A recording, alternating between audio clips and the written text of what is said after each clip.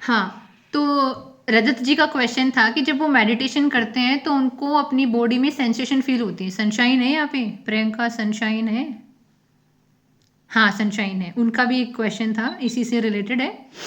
ठीक है, तो उन्होंने बोला कि जब हमने मेडिटेशन किया था, होपोनोपोनो किया था, बेसिकली हमने अपनी बॉडी को प्रे किया था, नेगेटिविटी को रिलीज किया था। तो उस दिन उन्होंने बोला कि ना मेरे को ना वॉमिटिंग हुई, वॉमिटिंग की सेंसेशन हुई होपोनोपोनो के बाद। उनको पूरी बॉडी में सेंसेशन फील हुई, उल्टियाँ हुई उनको।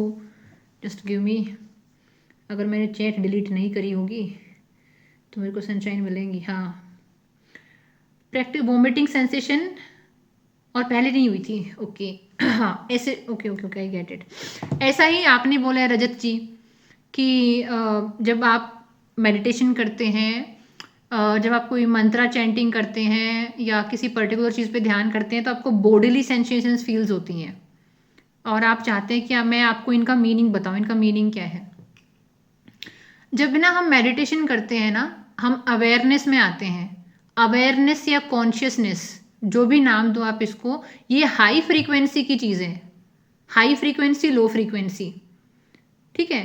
हमारे अंदर ऑलरेडी लो फ्रीक्वेंसी है। लो फ्रीक्वेंसी का मतलब है कि हमारे अंदर लो क्वालिटी के इमोशन है, हमारे अंदर सैडनेस है, एंगर है, पेन है, कंप्लेन्स हैं।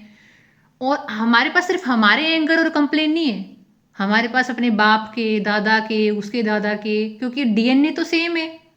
घर का जहाँ पालन पोषण हुआ माहौल भी ठीक है, मतलब वो भी सेम ही है। इट्स नॉट कि सिर्फ हम हैं। हम जिस माहौल में बड़े होते हैं ना, उनके पैटर्न भी हम अपने अंदर ले आते हैं, उनके पैटर्न को भी हम एब्जॉर्ब कर लेते हैं, अपने अंदर सोख लेते हैं। जैसे एक बच्ची अपनी माँ के दर्द को बहुत ज़्यादा अपने अंदर फील करने लग जाए, तो हमारे अंदर ये पेन है, एग्जिस्ट करता है। तो जब ना हम किसी हाई फ्रीक्वेंसी को याद करते हैं, मंत्रा करते हैं, मंत्र जाप करते हैं, मेडिटेशन करते हैं, कोई और मंत्रा चैंटिंग करते हैं, तो बेसिकली हम एक हाई फ्रीक्वेंसी की चीज़ को अपनी तरफ इनवाइट कर रहे हैं। तो अब ये बोतल है, इसमें ये पानी है, ये मान लो आपके शरीर की नेगेटिविटी है। तो ये नेगेटिविटी निकालने के लिए आप बाहर से कुछ पॉजिटिव चीज़ इनवाइट कर रहे हो। तो इस नेगेटिविटी को इसकी जगह से हटाने के लिए कुछ तो खलबली मचेगी ना, यहाँ से हटे और इसकी जगह कोई दूसरी चीज़ आए। यहाँ पे आपके बॉडी में लो फ्रीक्वेंसी है, यानी पेन है, सोरो है, अकेलापन है, पास्ट कंप्लेन है, एक लो फीलिंग है क्योंकि आपके परिवार में वो रही है। अब इसको हटाना है यहाँ से और कुछ नई चीज़ आप बैठाओगे तो वो चीज़ एक चेंज लेकर आती है, एक ट्रांसफॉर्मेशन लेकर आती है। बेसिकली खलबली मचती है, जैसे दिवाली की सफाई से पहले हमारे घर में मचती है कि पुराना सामान निकाला, साफ सफाई करी, फिर नया सामान डाला, फिर उसको अरेंज किया। लेकिन इस पूरी व्यवस्था में अगर 10 दिन साफ सफाई में लगे तो 10 दिन तो पूरे घर में उथल पुथल रहती है ना, कि इस कमरे का सामान इधर रखा हुआ है, उस कमरे का सामान इधर रखा हुआ है, क्योंकि उस वाले कमरे की सफाई चल रही है। तो ऐसे ही जब हम मंत्रा चैंटिंग करते हैं, मेडिटेशन करते हैं, तो बेसिकली हम हाई फ्रीक्वेंसी को या हाई एनर्जीज को अपनी तरफ अट्रैक्ट करते हैं। और वो जब हमारे अंदर आती हैं, वो वाइब्रेशंस हम एब्जॉर्ब करते हैं। जैसे कि वाईफाई दिखता नहीं है ना, लेकिन डिवाइसेस कैच कर लेती हैं, वैसे ही मंत्र है, जब हम चैंटिंग करते हैं तो हमारी कॉन्शियसनेस बढ़ती है, हमारा लेवल रेज होता है। तो जब हमारा लेवल रेज होगा तो जो पहले की नेगेटिविटी हमारे शरीर के अंदर है वो उबासी आएंगी, आंखों से पानी आएगा, शरीर टूटना शुरू हो जाएगा, कंधों पे बर्डन बनने लग जाता है कई लोगों के। कई लोगों को बैक पेन फील होगा, कई लोगों को बॉडली सेंसेशंस होती हैं, कई लोगों को वॉमिटिंग होती है, कई लोगों को डायरिया भी हो जाता है फॉर सम टाइम बीइंग, क्योंकि वो नेगेटिविटी जो फिजिकल एक डिजीज बन के आपके शरीर में आ रही है। जब लो इमोशन, अगर आप एक लंबे टाइम तक स्ट्रेस में, एंजाइटी में हो और वो लो क्वालिटी के इमोशन आपके शरीर में बीमारी पैदा कर सकते हैं, तो अगर आप हाई फ्रीक्वेंसी की चीज़ें कर रहे हैं और वो आपके शरीर से बीमारी निकालेगी तो कुछ ना कुछ तो साइन आपको लगेंगी ना, कि हार्ट बीट तेज़ या कम हो रही है, पसीना आ रहा है, बॉडी में किसी पर्टिकुलर जगह पे ज़्यादा प्रेशर डेवलप हो रहा है। तो ये चेंजेस हमको फील होते हैं। तो इसका मतलब ये होता है कि जो चीज़ हम कर रहे हैं वो हमारे लिए काम कर रही है। जो अगर हम जैसे हैं वैसे ही बने रहे तो हमको पता भी नहीं चलेगा कोई चीज़ हमारे लिए काम कर रही है कि नहीं कर रही है। तो इनिशियली जब हम अपनी नेगेटिविटी को रिलीज़ करते हैं, इनिशियली जब हम लेटर लिखते हैं, जैसे कि बहुत सारे लोग जो बोलते हैं मेडिटेशन करते हैं तो हमको रोना आता है, आंखों से आंसू टपकते रहते हैं। वो क्यों आता है? क्योंकि जो हमारा पेन हमारे अंदर दब के बैठ गया है, वो अब आंसुओं के माध्यम से हमारे शरीर से निकल रहा है, एक फिजिकल एक्सप्रेशन देकर निकल रहा है। कुछ लोग ऐसे होंगे जो बहुत सालों से रोए ही नहीं है और वो अंदर से भर गए हैं बिल्कुल, लेकिन अब मेडिटेशन कर रहे हैं, सेल्फ लव की जर्नी में आ रहे हैं, तो आराम आराम से उनके आंसू भी निकल रहे हैं, क्लैरिटी आ रही है। तो इसीलिए ना, शरीर में दर्द होना, बहुत थकावट होना, कुछ लोग जो शुरू शुरू में हीलिंग में जाते हो पूरा पूरा दिन सोते हैं, ऐसा लगता है कि पता नहीं क्या हैवी काम कर लिया, सिर्फ पास्ट के बारे में सोचा है या खुद को देखा है कि हाँ ये भी हुआ था वो भी हुआ था, क्योंकि हैंग हो गया है, डेटा बहुत सारा है ना आपके अंदर, बहुत पुराना डेटा है, उसको निकालना है। तो जिन लोगों की हीलिंग चल रही होती है, जैसे कि मैंने एक बार लीना जी को बोला था कि लीना जी आपके अंदर नेगेटिव एनर्जी है, अब वो रिलीज हो रही है, तो वो आपके अंदर से जा रही है और पॉजिटिव आराम आराम से आएगी। अचानक से तो आप पॉजिटिव हो नहीं जाओगे, आराम आराम से पॉजिटिव होगी, नेगेटिविटी आपके अंदर से जा रही है, वो नेगेटिव एनर्जी है, लेकिन है तो एनर्जी ही ना, बेशक से नेगेटिव हो, है तो वो एनर्जी है, चाहे बेशक से नेगेटिव हो, शरीर को तो चला रही थी ना आपके वो। लेकिन अगर अब आपकी नेगेटिव एनर्जी जा रही है और पॉजिटिव को आने में टाइम लगेगा, तो कुछ टाइम ड्यूरेशन कुछ तो ऐसा रहेगा जिसमें आप बहुत लो फील करोगे, कि फिजिकली लो फील कर रहे हो, ज़्यादा कुछ सोचने का मन कर नहीं रहा, डल डल सा लग रहा है, और समझ में भी नहीं आ रहा कौन सी जर्नी में आ गई है, क्या चल रहा है ये, ना तो कोई फायदा रियलाइज हो रहा है इस चीज़ का, ना कोई नुकसान रियलाइज हो रहा है, ऐसा लग रहा है जिंदगी पहले भी झंड थी अब भी झंडी चल रही है। ठीक है, तो इसीलिए ये होता है, ये एक जर्नी का पार्ट है, लो फील, इसे ऐसे अप एंड डाउन फील होना, अप एंड डाउन फील होना, ये इस जर्नी में होता है। क्योंकि अपने पुराने बिलीफ को छोड़ना जिसके आधार पर आपकी पूरी जिंदगी रची हुई है, आपके बिलीफ सिस्टम पे, आपके वैल्यू पे, आपके इमोशन के आधार ही पे तो आपका पूरा जीवन चल रहा है। तो जब आपके बिलीफ चेंज होंगे, आपका एटीट्यूड चेंज होगा, आपकी एनर्जी चेंज होगी।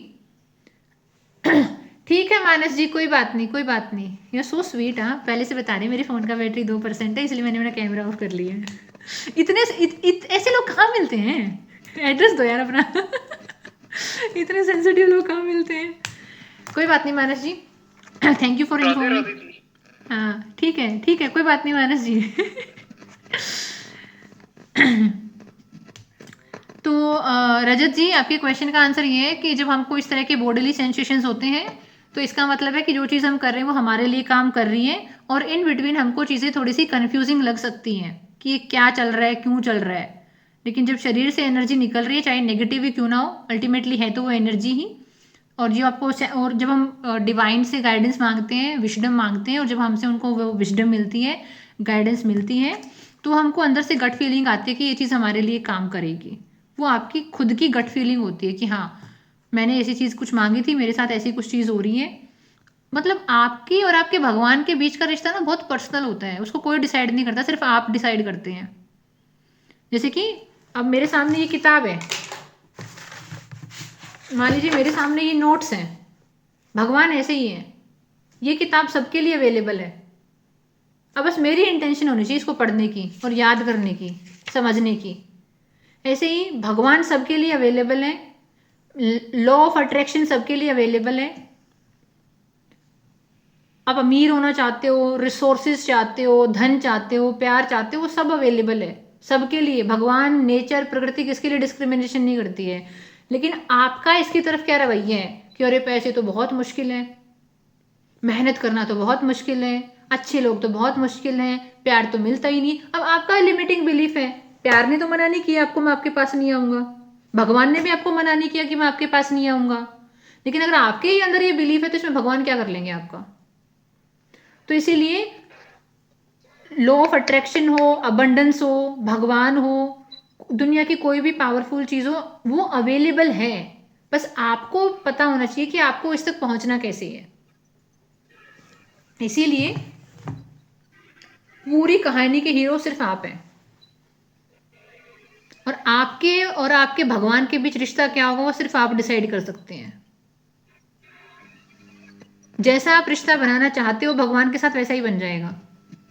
अगर आप चाहते हो कि मैं पावरफुल होना चाहता हूँ हनुमान जी की तरह, स्टेबल होना चाहता हूँ शिव भगवान की तरह, अट्रैक्टिव होना चाहता हूँ श्री कृष्ण भगवान की तरह, तो फिर आप उनकी जो क्वालिटीज़ हैं उनको अपने अंदर लेकर आओ, उस तरह की क्लैरिटी अपने अंदर लेकर आओ, और आंडू पांडू लोगों से दूर रहो।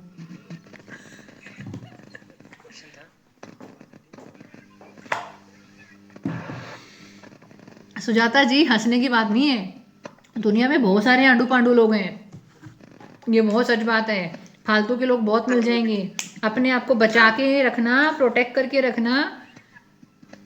और जब आपको जी ये जी। पता चल जाएगा ना कि लोगों की फ्रीक्वेंसी कितनी नेगेटिव है, तो तो आपका खुद किसी से मैं भी बोलने का मन नहीं करेगा, आप खुद मौन में चले जाओगे।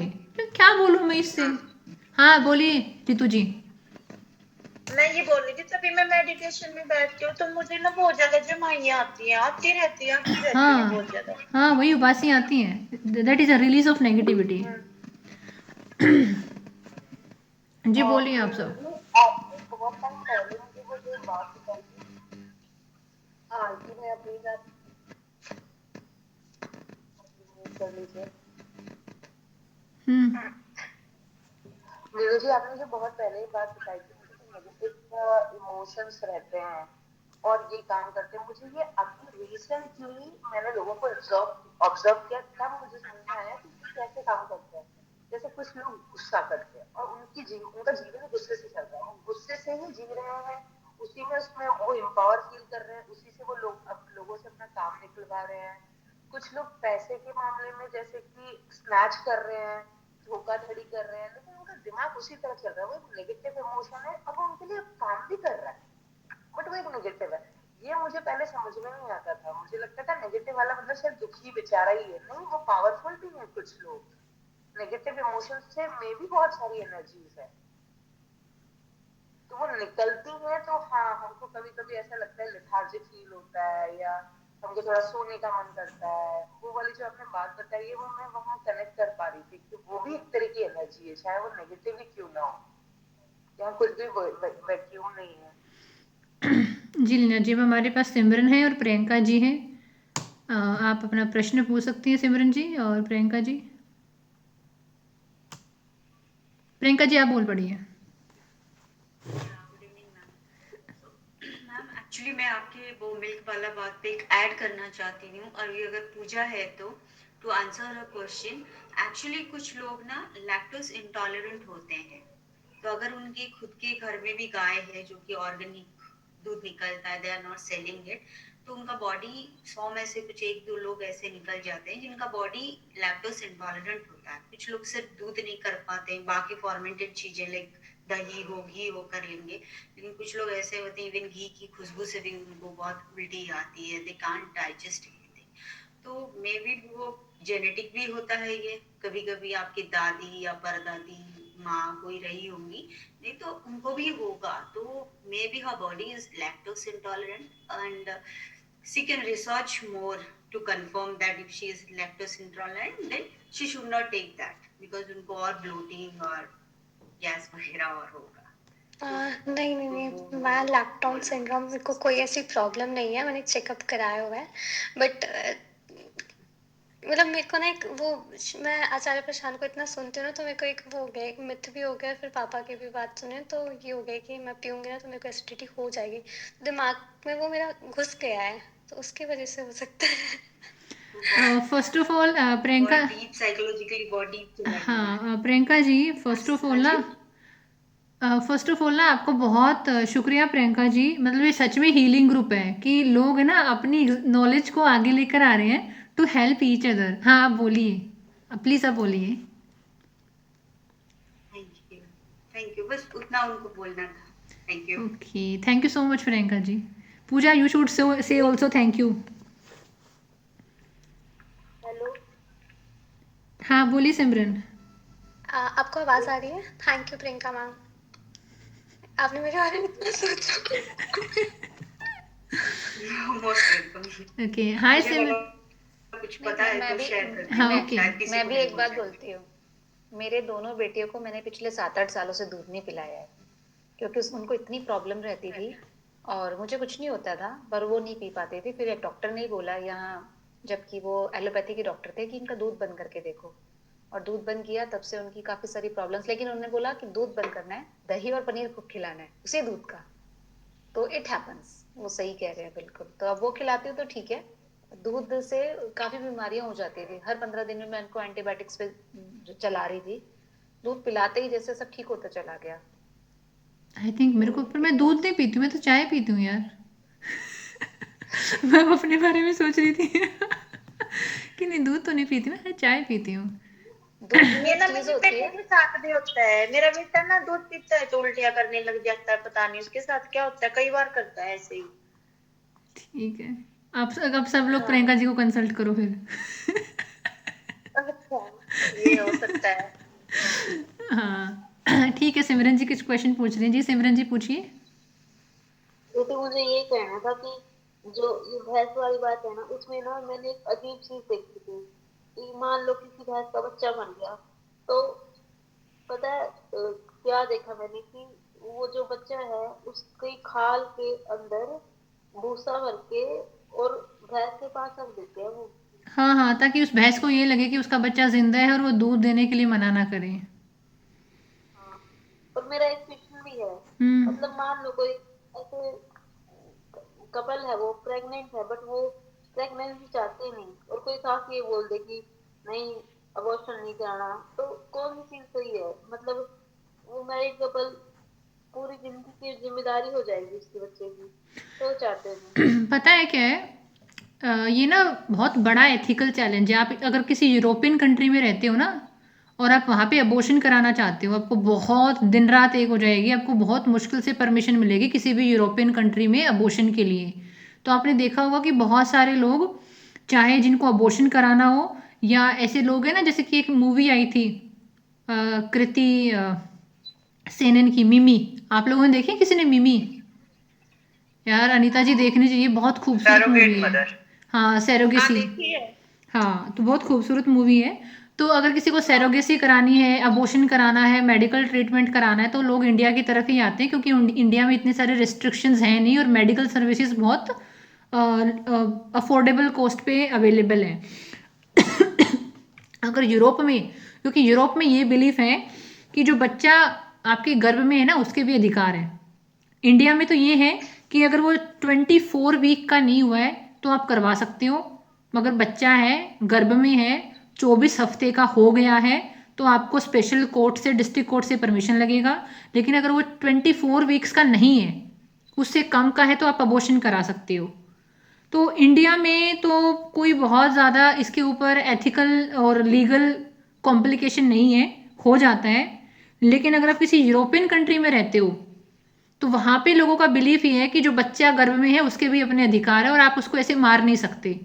तो वहाँ पे बहुत रेयर केसेस में अबॉर्शन की इजाज़त मिलती है, कि भाई मान लो कोई रेप विक्टिम है, उसको बच्चा होने वाला है, या फिर कोई और इश्यूज है, तो वहाँ पे आपको परमिशन मिल सकती है। लेकिन देखो, ये बात तो यार सच है कि जो एक बार गर्भ में आ गया, क्योंकि शायद 1 डेढ़ हफ्ते में, 2 हफ्ते में उसकी दिल की धड़कन आ जाती है। और अगर कोई 20 हफ्ते का, 18 हफ्ते का बच्चा है, या कोई 24 हफ्ते का बच्चा है, जब उसका अबॉर्शन हो रहा होता है तो पेन तो उसको फील होता है। और अबॉर्शन ऐसा तो है नहीं, शुरुआती हफ्तों में कुछ होता है कि टेबलेट खा लो और पीछा छुट जाता है। अदरवाइज जो 24-25 हफ्ते का बच्चा हो जाता है, तो उसको तो फिर ऐसे काट के ही निकालते हैं। हाथ काटा, कंधे काटे, गर्दन काटी, कमर काटी, पैर काटे, हाथ काटे, ऐसे निकालते हैं। क्योंकि I have been very sensitive person, तो मैंने चीज़ों को बहुत सर्च रिसर्च किया है। और जब हम तैयारी करते हैं, प्रिपरेशन करते हैं, तो एथिकल चैलेंजेस को पढ़ते हैं। तो जब मैंने पहली बार इसको पढ़ा और फिर मैंने कुछ वीडियोज़ देखी, तो मैं खुद हैरान रह गई थी कि इतनी बड़ी जो कैंची है, जो यूटेरस में जाती है, और फिर बच्चे के टुकड़े कर करके बाहर निकालते, क्योंकि पूरे बच्चे को ऐसे नहीं निकाल सकते। क्योंकि जब वो 24 हफ्ते का हो जाता है, तो उसकी हड्डियों का ढांचा लगभग बन के तैयार हो जाता है, तो एज इट इज़ उसको पुल नहीं कर सकते, निकाल नहीं सकते उसको। तो इसीलिए उसको वहीं पे काट काट के निकालते हैं। तो उसको पेन हो रहा होता है, वो पेन को सेंस कर सकता है। लेकिन इंडिया में परमिशन मिल जाती है, यूरोपियन कंट्रीज़ में नहीं मिलती। यूरोपियन कंट्रीज़ में बहुत रेयर केसेस में मिलती है। तो हमारे यहाँ पे आधार, हमारे इंडिया में भी इतनी मुश्किल है, 2 बच्चे होने के बाद मिलती है, अगर तीसरा बच्चा नहीं बनाना चाहते तो। क्या, ऐसे नहीं मिलती, 2 बच्चे होंगे और अगर तीसरा बच्चा बाय चांस हो जाए, अगर नहीं रखना चाहते तभी मिलती है, ऐसे नहीं मिलती। वो एक्चुअली क्या ना, ब्लैक मार्केट बहुत बड़ा है इंडिया के अंदर। अच्छा। इंडिया के अंदर ये तो ब्लैक है। ब्लैक मार्केट बहुत बड़ा है। तो जिन लोगों को कराना होता है, हाँ, फिर वो पैसे उनके डबल लगते हैं। जैसे कि अगर किसी गवर्नमेंट हॉस्पिटल में करा रहे हो, अंडर द रूल रेगुलेशन करा रहे हो, तो टाइम भी लंबा लगेगा, ठीक है, पैसे कम लग जाएंगे। लेकिन अभी अगर इंडिया में अगर आप ये कर रहे हो, ब्लैक मार्केट के अकॉर्डिंग जा रहे हो तो एक सिंपल से एबॉर्शन में भी आपको 60,000 70,000 लग सकते हैं। इतने तो शायद बच्चा पैदा होने में भी नहीं लगते हैं जब सिजेरियन ऑपरेशन हो रहा होता है। ठीक है, तो काफ़ी कॉस्टली चीज़ है ये। और हाँ, मेल के लिए तो पता नहीं, लेकिन फीमेल के लिए ये बहुत अनदर लेवल पे मेंटल इमोशनल साइकोलॉजिकल डिप्रेशन लेकर आती है ये चीज़। मतलब अगर if female is going through a abortion, if female is going through miscarriage, pregnancy failure, या प्रेगनेंसी के बाद बच्चा उसका मर जाए, तो वो इतने ज़्यादा इमोशनल लॉस को फील करती है, इतने ज़्यादा डिप्रेशन को फील करती है कि उसके लिए जो हम नॉर्मल डिप्रेशन वर्ड यूज़ करते हैं वो हम उसके लिए यूज़ कर सकते हैं। बहुत टफ होती है वो चीज़ उसके लिए। और पता है क्या है, ये जो हम फैंसी फैंसी डॉग घरों में रखते हैं, हम खुद जिम्मेदार हैं। पता है, आई वॉज जब मैं दिल्ली में अपने हॉस्टल में रह रही थी तो हमारे सामने वाले बिल्डिंग में एक अंकल रहते थे और उनके पास ना एक लेब्राडोर फीमेल डॉग थी। उस फीमेल डॉग के ना 4 पपी हुए, चारों के चारों बेच दी। वो रातों रात रोती रहती थी। वो जब वो पपी 1 महीने के 2 महीने के हुए ना, तो उन पपीज़ को बेच दिया। और वो मदर उनकी रोती, और लोगों को क्रेज़ रहता है जितना छोटा पपी होगा ना उतना हमारे घर में सेटल हो जाएगा। वो बच्चे को तो पेन फील होता है लेकिन उतना ज़्यादा नहीं होता। अपनी मदर से दूर होने का पेन होता है, लेकिन शायद घर में लोग उसको इतना टेक केयर कर रहे होते हैं और एक पॉइंट के बाद वो रिकवर कर भी जाता है। लेकिन वो फीमेल लोग है ना, महीनों महीनों उसको ना सिडेटिव इंजेक्शन लगाए जाते हैं कि वो सो जाए और रिलैक्स हो जाए। और ये मार्केट बहुत बड़ा है। इसलिए कहती हूँ इस दुनिया में इमोशनली वीक लोगों के लिए कोई जगह नहीं है। मीना जी, आज आपने बहुत ज्यादा हार्श रियलिटीज बताई है, तो बहुत ही ज्यादा, और मेरे पास कोई ज्यादा बात करने के लिए नहीं है, तो मुझे तो बहुत कुछ लिखना पड़ेगा आज। और एक मैं बात बताऊं, ये हाँ। चीज अभी कहाँ चल रहा है पता है? ऑफिसों में। आज के इंडियन ऑफिस में ना आपका नहीं है, इमोशनल का कोई चीज नहीं। आपका मामा का डेथ हुआ होगा, वही आपको फोन किया जा रहा है कि आप आके ऑफिस ज्वाइन करो। अब मैंने ये रियलिटी में देखा है और मैंने अपने स्टाफ को मरते देखा है। हाँ, ये रियलिटी है। नहीं है, अभी कल्चर पूरा चेंज है। अभी इंडियन कल्चर में जो भी जॉब, प्राइवेट हो पब्लिक हो जहां भी हो, इधर नहीं है। लीन आपको स्ट्रॉन्ग हो। लीना जी, मैंने क्यों बोला इमोशन दिखाने की जगह होती है। अगर आपने किसी गलत जगह इमोशन दिखा दिया, आप ह्यूमिलिएट होके निकलोगे वहां से। अगर आपने ऑफिस में इमोशन दिखा दिए, गलत लोगों के सामने इमोशन दिखा दिए, गलत लोगों के सामने, ऐसा नहीं कि वो लोग गलत हैं, सोशली पॉलिटिकली इकोनॉमिक, वो आपके इमोशन को नहीं समझ सकते। बेसिकली मेन बात ये है। तो अगर आपने किसी गलत जगह इमोशन दिखा दिए तो अल्टीमेटली आपको बहुत लॉस फील होगा अपने आप में। इसीलिए ये जगह कमजोर लोगों के लिए नहीं है। आपको इमोशन पूरा उसको बहुत स्ट्रांगली आपको पहचानना पड़ेगा, खासकर ऑफिस में, क्योंकि ऑफिस पॉलिटिक्स इतना जोरदार होता है कि आपका लाइफ स्पॉइल हो जाएगा। आपका उसमें कुछ रोल नहीं होगा लेकिन आप फंस जाएंगे। और अभी का जो ऑफिशियल कल्चर है ना, वो ऑनलाइन बेसिस है। हमारा वो एक ही लाइन में हम लिखे हुए हैं। अगर कोई मेकर है तो दूसरा कोई चेकर है, तो ये नहीं है। तो आपको सावधानी से काम करना, या बिजनेस हो या जो भी हो, वो भी आपको संभालना होगा। मीनू जी, मैं एक बहुत छोटी सी बात ऐड करना चाहूंगी यहाँ पे। मैं जब यूएस में काम करती थी तो यूएस के ऑफिस में इवन अगर मेरे डॉग को थोड़ा सा फीवर आ गया है या मुझे कोई वैक्सीनेशन के लिए जाना है, सो मतलब वो इतने सपोर्टिव होते थे कि हाँ, आप आराम से आधा दिन के लिए चले जाओ, कोई दिक्कत नहीं है, somebody will take care for on your behalf। मतलब वो लोग इतने ज्यादा एम्पैथी होती है उनमें कि मैं बता नहीं सकती। यहाँ वो कुछ नहीं है, यहाँ कुछ नहीं है। यहाँ आप आपका रेस्पॉन्सिबिलिटी लेके ऑफिस जाओ, आपका रेस्पॉन्सिबिलिटी लेके ऑफिस से बाहर आओ। ये है, आप खुद को प्रोटेक्ट करो, यही है। आप खुद को अगर प्रोटेक्ट कर लिए तो आप सरवाइव कर गए, और नहीं तो वो आप जानो। सर्वाइव करने आपको पता है लीना जी, आपने ओबियसली हम सब लोगों ने न्यूज़ कभी ना कभी पढ़ी है। अभी गाज़ा में अटैक हुआ, इसराइल में अटैक हुआ, तो इसराइल वाले क्या बोलते हैं, हमारी एक जान की इतनी कीमत है कि हम अपने एक इंसान के लिए भी दूसरे देश के ऊपर युद्ध छेड़ सकते हैं। यानी हर कंट्री अपने एक सिटीजन की कितनी वैल्यू लगाती है। ऐसे ही अमेरिका में हर एक इंसान की बहुत वैल्यू है, क्योंकि वहाँ पे पॉपुलेशन बहुत ज़्यादा है नहीं, उनकी इकोनॉमी बहुत स्ट्रांग है, सोशल सर्विसेज बहुत स्ट्रांग है। इंडिया में कि भीड़ की तरह जनता है, लोग खुद को ही वैल्यू नहीं कर रहे होते हैं। यहाँ पे एक दारू की बोतल कंबल के लिए वोट मिल जाता है। ठीक है। तो इतनी सिटीजन्स की वैल्यू होती है नहीं यहाँ पे, लेकिन ठीक है, वी आर प्रोग्रेसिंग, क्योंकि हम इसमें हमारी भी गलती नहीं है एक्चुअली। 200 साल तक हमारे ऊपर एक्सप्लोइटेशन रहा, इकोनॉमिक रिसोर्सेज हमारे ड्रेन हुए, उसके बाद अब पॉपुलेशन हमारी बहुत ज़्यादा है, रिसोर्सेज उतने हैं नहीं, लेकिन फिर भी एक देश होने के नाते हम अच्छी डायरेक्शन में बढ़ रहे हैं, लेकिन अमेरिका जैसे लेवल पे आने में हमको टाइम लगेगा। मेन बात ये है। और एक बात हो रहा है ना, चैलेंजेस बदलते रहते हैं। ये भी तो नहीं है ना सेम चैलेंज है। अब चैलेंज ये है कि हम ये गूगल मीट पे बात कर रहे हैं, ये अमेरिका वालों का है, व्हाट्सएप पे बात कर रहे हैं, ये अमेरिका वालों का है, जो डिवाइसेस यूज़ कर रहे हैं चाइना वालों की हैं। तो चैलेंजेस भी तो बदलते रहते हैं ना। तो कोई बात नहीं, एक देश होने के नाते। देखिए, आप अपना सुनिए, आप कुछ काम करिए, या तो डिवाइस बदलिए या तो माइक ठीक कीजिए। आप जो क्वेश्चन करे ना ना हम सुन पा रहे हैं ना मैम सुन पा रही हैं, तो इसलिए हमें भी आप क्या पूछ रहे हो वो भी हमें जानना है। वो बता रहे हैं कि मेरा फोन स्विच ऑफ होने वाला, मैं जा रहा हूँ, बाय बाय। ठीक है, कोई बात नहीं, वैसे भी हमको 11:38 हो गए हैं। बोलने की कोशिश कर रहे हैं और हम सुन नहीं पा रहे हैं। जी, क्वेश्चन मेरा था नहीं एक नहीं, लाइन का मेरी आंसर। क्या है क्वेश्चन? मैं तो एक लाइन में आंसर कर नहीं पाती हूँ ना, मेरी लिमिटेशन है। मैं नहीं कर पाती एक लाइन में आंसर। दो वर्ड में आंसर है। हाँ कि जैसे कि पहले तो मैं थैंक यू बोलना चाहता हूँ रजत जी को और सनसाइन को, क्योंकि वो क्वेश्चन पूछा उन्होंने जो सेंसेशन वाला, वो मुझे 15 दिन लास्ट 15 डेज फील हो रहा था, बट मैं पूछने वाला था, लेकिन मैं सोचा क्या स्टूपिड सब क्वेश्चन है, क्या ये सब सोचेंगे, इसीलिए मैं पूछा नहीं, लिटरली इसीलिए मैं नहीं पूछा। मेरा क्वेश्चन ये है कि नवंबर महीने में ये क्वेश्चन एक बार हम सब ने पूछ लिया है, तो ये आपके लिए कोई सिली क्वेश्चन नहीं है, फनी क्वेश्चन है, बहुत महत्व वाला क्वेश्चन है, तो आप ऐसा मत सोचिए। हाँ, मेरे लिए तो थैंक यू सुजाता जी। मीनू दी, मेरा क्वेश्चन ये था कि जैसे कि मैं बताया था कि लेटर्स लिखता हूँ, तो पहले मेरा प्रायोरिटी यंगर सेल्फ होना चाहिए कि इनर चाइल्ड होना चाहिए? आपको जो सबसे ज्यादा फील होता है, आप किस चीज से ज्यादा रिलेट कर पाते हैं?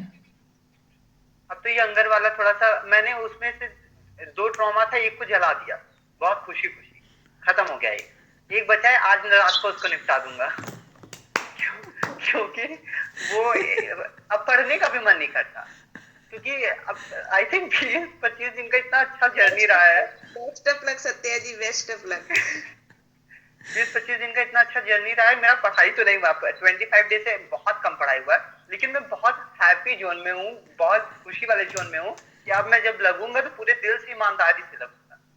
बट इसको भी आज सेटल करना है, और मैं एक्चुअली एक नया डायरी भी लेके आया था, ये life is a magic. Okay. और ये जो कॉपी था ये भर चुका है मेरा, लिख इंस्पिरेशन लीजिए आप सत्या जी से कि लिखना कितना जरूरी है। Please have this inspiration. इसमें भी मैंने लिखा था, आई थिंक 20 पेजेस इसमें भी मैंने लिखा हुआ। अब मैं डिक्लेयर करती हूँ, जो बंदा पूरी नोटबुक भर के लेके आएगा 501 का इनाम मैं दूंगी उसको। मेरा हो गया है।